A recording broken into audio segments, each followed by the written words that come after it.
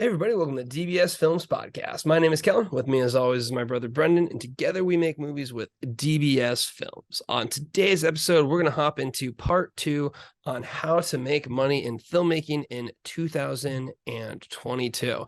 First episode, we really kind of highlighted the Hollywood system in the sense of what you can expect if you want to go that more traditional and structured route, some of the pros, some of the cons. In this episode, we really wanted to dive into our expertise, which is the entrepreneur model, basically being the producers, self in-house, and then working with distributors for the actual finished features.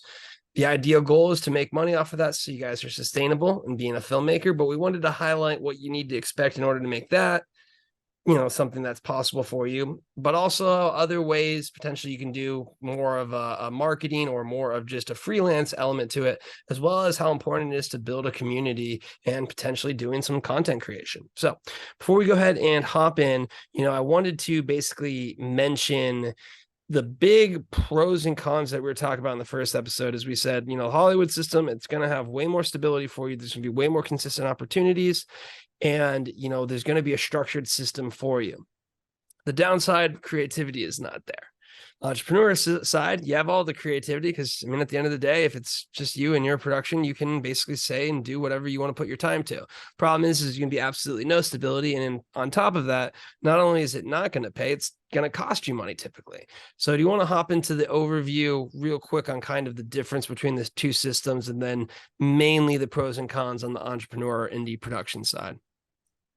Yeah, I think it just breaks down to, you go to the Hollywood system, you're going to get a steady paycheck. You're probably going to have steady work, but you're going to have very limited amount of creative freedoms in there.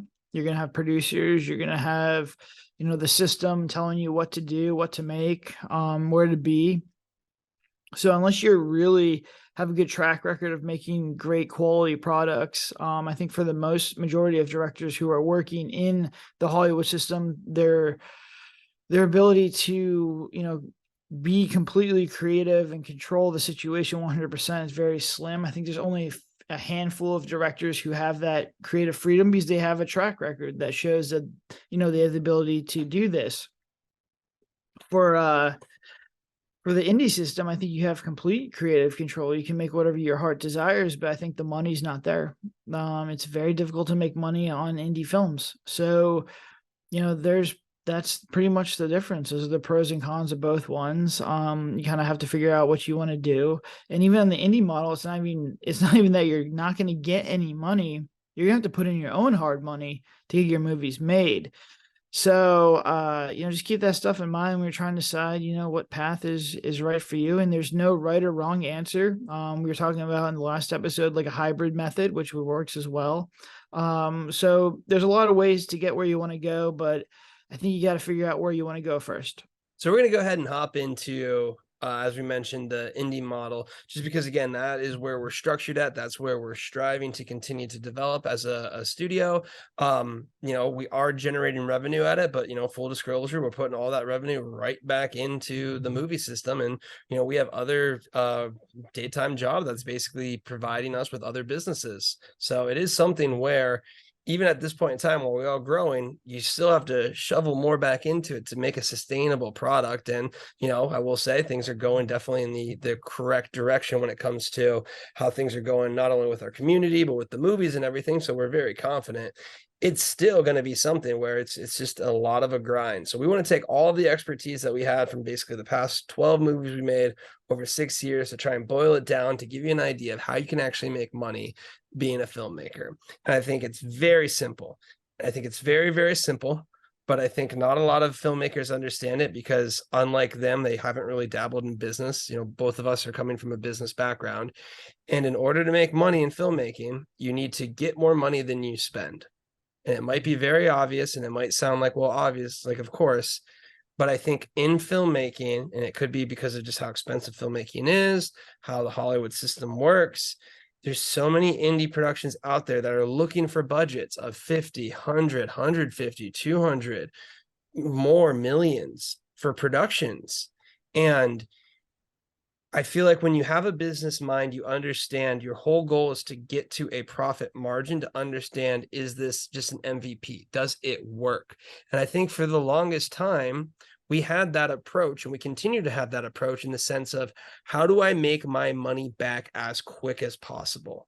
And I think filmmakers, one, because they don't have too much business experience, think, oh, we got to invest a lot of money to make money, which can be true in some cases, but you still want to ease into it as much as you possibly can. I think a lot of filmmakers go with 2 grand of an idea, and because of that, they don't understand the process is really, in my opinion, make it for as cheap as possible, make your money back to make another one and do it. And we're talking, sub 10 grand, sub 5 grand. Be creative because you're going to, no matter what, learn from the experience there. And no matter, even if it makes $0 back, if you have a lower budget, you still saved money, and saving money is just the same as earning money. So, do you want to kind of talk about how it seems simple with budget and everything, but because of filmmaking and how expensive it can be in the process and how difficult having a finished product and being able to upload and get distribution is, that it's really a risk every dollar that you're putting forward in this production. Yeah, I think that's a very poor mindset to have when you're like, all right, look, I need 250,000, 500,000, $1 million to make my idea, especially if you've never made a film before. It's going to be very difficult for you. And I think this logic comes from film school, which is like, all right, you have to have these giant crews. You have to shoot 1 page a day. You can't make anything for under $1 million. And I think it also comes from people who work in the Hollywood system, are on sets, $1 million sets. And they're like, all right, this is what I need in order to make my idea. And I've seen no correlation with spending money and getting a better product. There's absolutely no correlation. The only thing that I see that correlates with success is making movies and getting better. With each movie, we get exponentially better. So I think it's a very dangerous mindset to have, to say, like, look, I need $250,000 to $500,000 to make my idea. Where, I think what Kel was saying with a minimal viable product, going from a business mindset, saying like, all right, what is the least amount of money I need to make to test this idea and put it out there and see if people like it? Because the first step is like, you got to find an idea that people are going to like. If nobody likes your idea or your concept, no one's going to buy it. And that's just business 101. There's a lot of businesses that create a business, go out there and they find, hey, there's no market for my business, and they shut down shop and they try and create something else. And that's what the filmmakers need to do. If you're sitting here trying to raise $250,000 for your idea, and you're like, this is my unique idea and I really like it, and I like it. Well, you are not your audience. You may like it, but there's a lot of other people who probably won't like it. A lot of the stuff that I like is not mainstream. A lot of the stuff I like is stuff that there's just not a lot of market for, which is totally fine. And I compromise. I create stuff that I really enjoy in movies that I like, but I also create stuff that a lot of other people like as well. So there's a meeting in the middle, which I think is like the higher concept of filmmaking. Is like, you can take a idea that's true to you, a unique idea to yourself, and be able to mass market it. Christopher Nolan does a very good job of this. So even the movies we make now, so we're on movie 13. I still consider them minimal viable products. I still try and make them for as minimal and the least amount of money as I possibly can, because we're still learning, we're still growing, and we're still trying to figure this stuff out. My goal is to make 2 or 3, 4, 5 different variations of the same concept. But I'd say, like, right now in our database or our portfolio, I probably have 3 or 4 good concepts that I know will sell, that'll make money, that I have no problem scaling up. And you'll see this with Into the Forest, with Murder House. Those are ones that we've done before.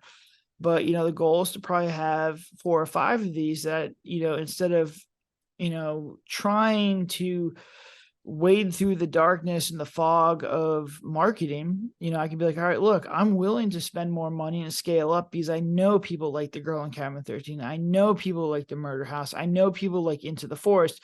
So the risk on my half is much lower because I know that people like these movies. So if you find a concept that people like, that resonates with an audience, it's a much easier conversation to have, especially with other investors, to say, hey, look, Here's the data on these other movies. I know I can make this one better. We just want to upgrade the location. We want to upgrade the special effects. We want to bring in a name actor. That's coming from a place of logic, which is much better than saying, hey, I have this idea that may or may not work, but I really, really like it. Give me $500,000. Yeah, I think that's a good place to start to kind of get the overall mindset of just what you need to have nowadays when it comes to making your idea come true and making, a return on it. And, highlighting we're always looking for an audience. We're always compromising. The biggest thing I'm going to recommend right now is make horror movies. It's the genre you want to be in. There's a built-in audience there. You don't need to have the big ticket actor names attached to it like other genres. You have to be willing to make those compromises right away, and again, we like those genres. They're fun movies. But it's something where you have to understand that you need to be following that market more so than what your amazing idea is. You need to get so good that you can make amazing ideas from what other people want. That's kind of the skill part of it. So what I wanted to hop into now is kind of take things back. So let's say, all right, we're just starting off. We have no skills whatsoever. We want to be a filmmaker and we want to do the entrepreneur method. We're not going to film school. We're not going to do this. And I would say the first thing I would do is I would understand that you're going to have to get a 9-to-5 job. Get one. I mean, really, you just need to have that much money, in my opinion, at first. Then I would immediately try and take that 9-to-5 job, save some money up, and I would try and start a video production company, basically like what we did. We have a business where basically we work with local businesses. We create essentially video commercials and productions for them, but we actually make more on the marketing side. We actually make more doing SEO, doing keywords, doing the ads and things like that, which is building another skill of ours. So we're basically having a side business that's making the income so we don't have to worry about, bills and whatnot. We're slowly scaling up a side business. Now, do you have to do this side business? No, I would say that's just a bonus one. Because again, one of the biggest things that was from, I would say, FF marketing is we've probably spent, pretty much near as much time kind of editing those videos as we have some of our movies. So it adds up. It gets you paid for doing what you're actually doing. And I think the best part of business is it teaches you skills that transcend what business you're doing. So it'll give you leadership. It will give you how to understand and work with people. Knowing how to negotiate with a client is very similar to knowing how to negotiate with a distributor. And a lot of times you see filmmakers will sign the first deal that they have because they don't have experience with these types of things. So I think my path that I would recommend if you have nothing is look for something stable that will provide you either the additional resources or the additional time to then potentially start another business focused on video production or filmmaking. Specifically, I would say look in the commercial marketing side because I think that's just going to be one of the ones. Ideally, you might become a producer or director for hire. We see that happen a lot in kind of the Hollywood scenes or in Atlanta. That could be your side business there. And then from there, I would save as much money as you can to then make, like you said, the minimum viable product. And this would be a feature-length movie for as cheap as humanly possible. So what do you think about my game plan there? Yeah, I think it's solid. I think if you can get a job, shooting your own stuff, so you can practice being a cinematographer, getting paid to be a cinematographer, that's one's probably ideal because it's more technical than, say, writing or editing. And everyone wants videos. And even if you're just shooting commercials for local businesses or for, people who need YouTube stuff, or you're shooting like just pictures, wedding photography stuff is like an absolutely huge business. And even if you're under the market rate, you're still learning. You're still learning how to get better at this stuff. It's super beneficial. It's a great side hustle. And I honestly credit my ability to shoot movies now with all the work we do with FF is because if you can go into a doctor's office, which has really terrible LED lights, really bland white lights, and just very bland backdrop, and you can make that look cinematic, then it's very easy to go to a really nice cabin that has all these beautiful set designs and make it look good. So you're learning how to do that, but you're also working with the, doctors and just regular people who, everyone thinks they could do an interview and speak in front of a camera, and then they're all fine and confident until you click action, and then they just fall apart. Well, you have to work with them, and that's great experience for directing people because there's a lot of times where your actors are going to stumble, they're going to get flustered, and you got to be like, hey, look, just take a second, take the pressure off them, let them get comfortable, and then go. And that's all directing is just make sure your actors feel protected and the actors feel comfortable. Well, if you can get it with doctors and people who, may not have the best social skills, then, you go with actors who have experience. It's going to be much easier. If you can't do cinematography, you don't want to do cinematography, editing would be the next one. There's a ton of editing jobs, a lot of freelance stuff. Everyone wants to be a YouTube person now, so they need their videos edited.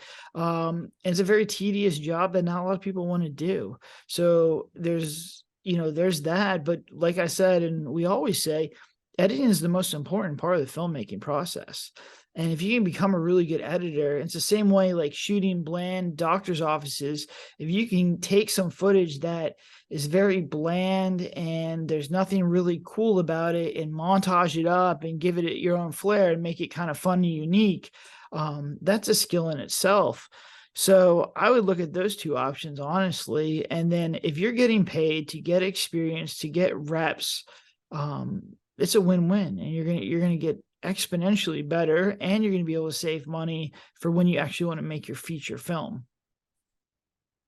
Yeah, that's definitely gonna be the ideal situation. And I mean, to give you guys an idea, the way that FF got started was we created an email campaign that said we will literally work for you for 2 weeks with a free video shoot at first and show you that our ads can convert people. And because of that, I mean, we filmed a ton of stuff, like you were saying, and we were able to build enough of a client list. I would say it's never been something that we've really scaled, but it's been something that's always been able to provide in the sense of a lot of skills and a lot of additional revenues for upgrading the equipment as well too. So that's really something where I think that gives you, that, but also owning, your business is going to give you invaluable management skills. I think this is the biggest thing that I actually want to touch on real quick. I think the biggest quality of just a producer, a filmmaker, if you really want to take filmmaker as the idea that you are in charge of making a movie start to finish, it's management skills, whether it's you managing yourself, managing with other people. A lot of people, when they bring someone on set and then they're like, oh, this person was terrible or whatnot there. Well, guess what? That's responsibility. It's on you to vet better, hire better, or learn better. And I think a lot of people will pass the buck on what the blame actually is. And then you'll see, indie filmmakers, they get that one shot, they've raised all that money, and they don't have the management skills to deal with the issues that happen consistently, not even on set only, but pre-production, production, post-productions. You are going to be walking into a minefield of minds of all different calibers, and you're just hoping you don't step on the really big ones, because a lot of stuff comes up from a film production. It is a grueling task and it will take a lot, and I think having your own business will just set you up with those roadblocks that are more typical on a film set than what filmmakers probably think. They probably think it's more just a creative endeavor, and there's not this harsh element of you have to get the product done. Yeah, I think a lot of the horror stories that I've heard or I've seen on set come from people who don't have management experience. They want to be the director because they want to have the power to tell people what to do, and you have to listen to the director. The director's, voice is, it's gospel. Like, you have to do what they say. And a lot of people, want to make a movie, but they've never been in a position of power before, and that's what they think it is. Where a good manager is the complete opposite. They lead from the bottom. They want to make sure, like, I want to make sure everybody on my set is as comfortable as possible. They're having the best time of their lives, that they have everything that they need to be successful. And that's at my expense. I have to do more work. I have to do more. I have to sacrifice to get this project done because I'm leading from the bottom. I'm leading by example. I will always sleep the least. I'll always work the hardest. I'm skipping meals. If the actors want to eat first, then they go ahead and do that. I'm the lowest man on the totem pole on one of my sets, and that's how you have to lead. And I think a lot of people just don't have that experience to get this stuff done. And that's when a lot of pitfalls and issues come into set. If you're telling and bossing people around, then you're going to be in trouble. So I think that, and like communication, your style of communication, how you communicate with people, is a very key element to film, because you're in this pressure cooker. Not only are you in this like crazy environment where you have to manage and lead, but you have to do so in a very condensed timeline. So you have financial pressure, you have time pressure, you have all these people on here, that are looking for you to solve problems. And you got to be very, very good at solving problems, but you have to be able to communicate the solutions very, very quickly. And it can be very, very overwhelming if you're not used to this environment. The one thing that I've, learned, I think the most valuable skill is like, how do I take the vision that I have in my head and communicate it as quickly and easily as possible to everyone around me? And it's very difficult to do that. And I think a lot of filmmakers bite off more than they can chew because they have this grand vision inside of their head and they fail to communicate it. I honestly think that is why 90% of the movies, when the director watches it and they're like, this movie is not very good, this is not what I had in my head, well, that's your fault. You have to be able to take what you have in your head and communicate it to everybody on your set in order to get your movie done. That takes time, it takes experience, and having a small business will help you do that. I can't even imagine if I would go on set for the first time and not have any of this experience, and I would have no way to communicate that. And we're still getting much better. We're going on our 13th feature film, and I'm just now, I think the last 3 or 4 movies that I've made have been the ones that I've had in my head. From start to finish, they've pretty much been the ones in my head. The first 8 or 9 movies were not what I had. They were just all over the place. My communication wasn't good enough to get it done. And I think you can see that in the quality of the productions. Yeah, so that's another important point that I kind of want to bring up is 13. We're going on 13 now, and it's really odd because every time in the moment you're gonna feel confident. You know what I mean? Like we felt confident, felt super confident on Invited, and then on Unseen, and then on Whitlow. And I think it's kind of like that, Dunning-Kruger effect to some degree, where you kind of do a little bit of it so you think you're good. And now we finally realize it takes a while. So 2 things I want to talk about is understand that your best asset is a finished product. The best thing you can do, that means you actually have a finished product. And I think this is the pitfall that we see with indie filmmaking the most. I think most ideas that could be a script never get written. Most scripts never get made into a movie. And I think most movies never get finished. If you count all of the indie filmmakers out there who've started a project or something like that and then just abandon it. So I think the first thing you need to understand is it's not one movie, it's not 2 movies, it's as many movies as you possibly can. And your biggest negative is going to be how much time it takes. I mean, yeah, movies are expensive, but I'd rather, I think the worst element is when you hear these ideas that have taken 7 years, 7, 8, 9, 10 years of someone's life, just occupying them in different ways. And they don't get a product out when they could have made a bunch of little steps there, just a bunch of little steps towards that idea, towards that process, versus trying to just immediately jump up to it. And I think you need to have the mindset that it's going to take a lot of movies and you're going to learn from them, but you have to finish a product. And if you can't finish a product, you will have no success in this industry. Yeah, I really think the 2 biggest things are to upload and finish a movie and to get feedback from it. And it's feedback from friends and family, but also from people online. And I think that is huge. People who you are not connected to, getting their feedback makes you so much better. And we finally got the point now where we can get to 300 reviews on just Amazon. We get 300 or 400 on IMDb. And I read all those reviews.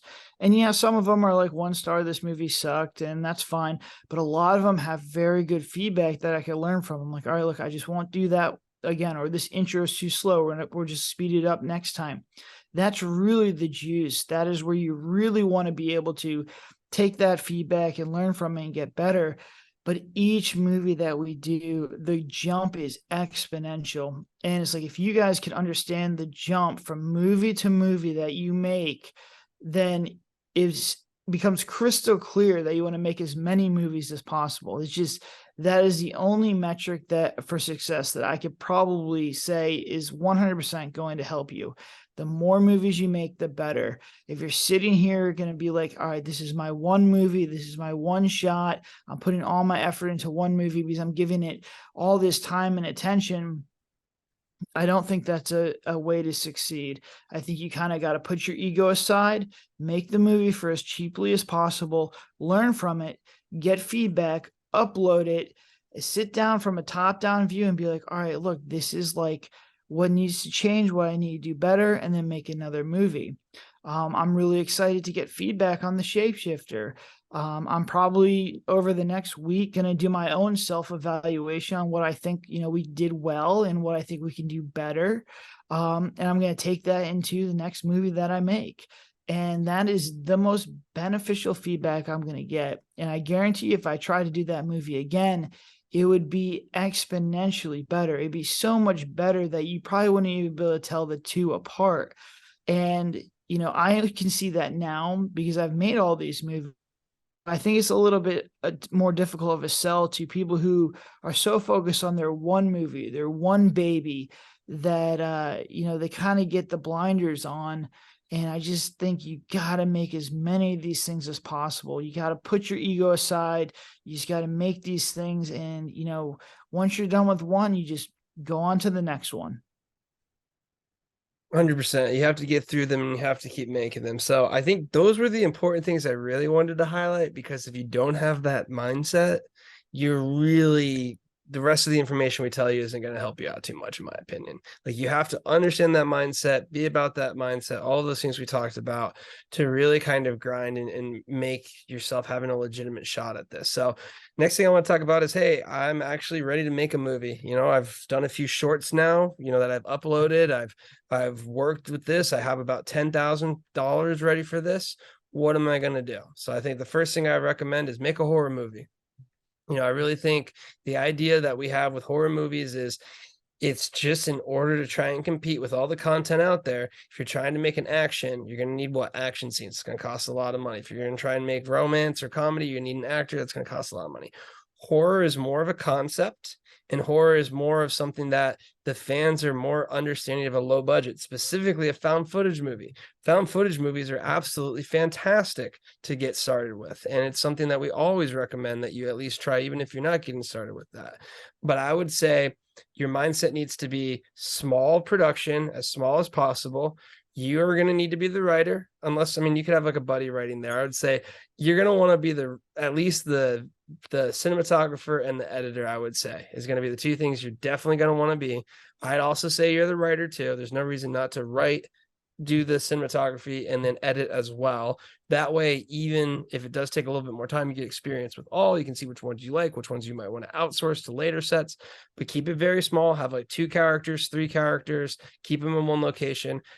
I highly recommend take a look at The Girl in Cabin 13. I think that is a perfect example of a horror movie that any filmmaker could do. I think The Haunting of the Murder House is another example with it slightly spiced up. I would not recommend Shapeshifter. And then I think Into the Forest 2.0 and Into the Forest are both great films that you can do as an indie filmmaker. So keep a small idea, take a look at it in the horror genre, and we'll explain why more after this for marketing the movie. But you got to keep this idea small. It's everything we're talking about. You can make a low budget horror movie. Take a look at some of the big successes in the later 2000s, James Wan and some of the others. What are they typically doing? Thriller or horror that is a lower budget, that's able to swing way out of its budget level. And that's where you can already see the historics of the even big Hollywood. Horror is able, for a lower budget, to get more revenue. Yeah, I think what you got to do is you got to have like one location, 2 actors. I think if you get a house and 2 actors, and then you have some side characters and maybe a couple little small locations that are given to you by friends and family, I think you'll be in good shape. But I think that's just a playground you got to have. If you're having like 10 or 15 different locations, it's going to be difficult. If you're having all these actors and you've never worked with actors before, it's going to be difficult. So keep it as simple as possible. When I write the first draft of the script, I kind of write it like I have in my head, and then I'll write 7 or 8 sequential drafts because I'm trying to figure out where I want to go with this script. With each one, I get smaller and smaller and smaller. If that character doesn't add anything, I cut them. If the location doesn't add anything, I cut it. And then it comes down to, all right, something that I think I could shoot for a good amount of budget, or the budget that's on our scale, and not even, make it even smaller. And I think that's just the mindset you have to have. But I think with horror, The audience cares more about the situation than they do about the actors, and essentially the other special effects or crazy stuff that can go on um in that movie. They want to see the monster in the situation as long as it's relevant to your audience. How would you react if you were in this situation? You'll be in good shape. If you're doing a romance or like a comedy, you're going to need a big name actor, and you're going to have really good actors. With horror movies, I think people will kind of give a little leeway to the actors, will give a little leeway to the production, as long as it's a realistic and like primal fear that you're creating with your environment and your world, which can be done on a lower budget. So I think that that's just what you got to kind of think. You don't need to do horror, but it's probably one of the easier genres to do. But even if you're doing thriller, if you're doing sci-fi, please just one location, two or three actors. I think you'll be in a much better place to succeed. Yeah, and we have more details on those. So if this is like, oh man, I want to learn a lot more about it, take a look at the rest of our playlist on how to make a low budget movie from pre-production to production to post-production to marketing it. So I want to kind of mention, have that lower budget range there. I would say, 10, 15, I'd say 15,000 to get you through distribution as well, because there's going to be costs as well there too. But the last thing I want to talk about is, as we mentioned, distribution. There's a ton of stories out there of people who either A, don't get distribution, or B, don't really get that good of a deal from distribution. And again, we've mentioned this before. It's not that the distribution companies are trying to take advantage of anyone. They're just simply a business. And unless you're a business and you understand that mindset, it's tough to kind of negotiate. You always want to set yourself up in the best positions so then we can kind of negotiate on things, come back and settle on a fair one. So I think that's another element why you want to have it. Another reason you want to make multiple movies is so we can go through all the distribution elements of it, because then you can actually figure out which ones might fit you better. But I think the biggest thing is, if you haven't been doing your homework with marketing your film, and again, we go into detail on this, making sure the concept is a good idea, making sure that it's something that's sellable, making sure you have a good cover art, making sure you split test the title. If you're not packaging those things together, you might find an incredibly tough distribution process. So I think even going into this process, you need to have in the back of your mind that you might not get distribution. It's actually probably likely you won't get distribution as a first-time filmmaker, and understand that, okay, I'm just going to upload this. I'm going to try and get feedback like you were saying. But if you do get distribution, it's mainly because you have a product that they can quickly look at and say, yeah, that'll make me money. This is basically what most distributors are doing on a daily basis. They take a look at a ton of this content. We're talking hundreds of movies and things like that that are constantly circulating to them. And they have to say, this one, and this one look like they're sellable ideas. And that means that they're not going to take the time to really watch the entire movie potentially, because if they did that, they'd have no time to conduct business. Yeah, I mean, that's not even, or that's true for just distribution, but it's also true for the channels. Like, if you want to get picked up and put on a lot of these platforms, what do you think like Apple TV and all these other ones are doing? They're like, all right, look, I want this one, I want this one, I want this one. No, this one's not going to be good. And that's how they choose stuff. And it's pretty much how an algorithm works as well. So if you're looking to get on these channels and get on these placement ones, especially the ones that are a little bit more competitive, or if you want to get exclusive deals with some of these services, your stuff has to be marketable. It has to be sellable. As far as like distribution goes, there's a lot of distribution companies out there, but it's pretty easy to find the ones that are really good. There's about 10 or 15 of them. And there's various Facebook groups, and just if you do your research, you'll figure out which ones will work with your film. You can always go on IMDb and contact filmmakers of films that are picked up by the distribution companies that you may have offers from. And those people will tell you, straight to your face, whether or not they got a good deal or a bad deal. The people who got burned usually are very easy and will tell you exactly, to avoid those kind of distribution companies. But I mean, you want to make sure you're getting paid. You want to make sure the checks are coming in the mail, and you want to make sure your checks are not late. So all that stuff is like what you really want to make sure, because this could cost you $50,000 to $100,000 if you mess this up. So it's a very crucial step. in this process. So really make sure you do your due diligence and give it the time it deserves, because there's so many horror stories out there of filmmakers who have signed bad deals, and then they're just, I mean, you're completely screwed. Like there's really no way to get out of those deals, and it could be very, very bad and very heartbreaking, especially if you're using this revenue to, try and make another movie.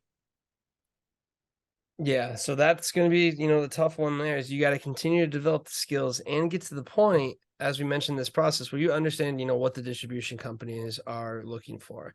The last thing I kind of wanted to mention, because I think it is by far going to be the most critical one. I think the filmmakers that embrace this are going to have the most success, and that is you have to build a community. You have to find people who are liking your product, liking what you're delivering, liking your brand, and you're going to need to go ahead and understand that you have to consistently work with them. Filmmaking is a magical process. There's so many people who want to be part of it. Everyone at some point in time, I feel like, has watched a movie and either potentially wanted to be an actor or something like that. There's so much of that out there that people are looking for more information. They're looking to understand your behind the scenes. I love behind the scenes for any indie project. Anytime there's like set, like, audio logs or things like that, I will listen to all of them. They're absolutely amazing. But the reason I'm bringing this up is, if you look at a YouTuber, that really is a filmmaker, someone who is creating content like that.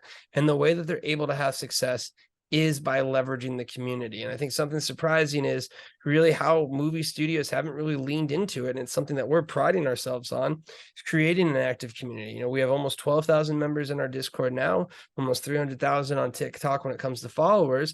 And really, it's just posting what we're doing. It's giving people an inside look and access to it. And the reason I say that this is so critical is because the hardest thing is eyeballs. And now we have, with our built-in community, no matter what movie we make, we will have a built-in audience for it. And we take it to the next level. We make movies with our fans. We make movies with our community. We bring them onto the set. They're part of the audition process. They are acting in our movies. They're very talented. They're great to work with because they're very passionate. And while we're doing it on a much larger scale, in my opinion, any filmmaker can create the same ecosystem at whatever their level of production is. And I think you always want to focus on how can I get people to not only watch my movie, but continue to follow my career, because that, if you don't do that, then every single time you're making a movie, you're relying on your skills to have increased. And every once in a while, you might make a concept that you thought your skills could handle, but it's too big and it doesn't sell as well. And we've had movies like that. And the only thing you can be sure in my opinion, is if you're growing your community, that's the one benefit you'll be able to take from movie to movie.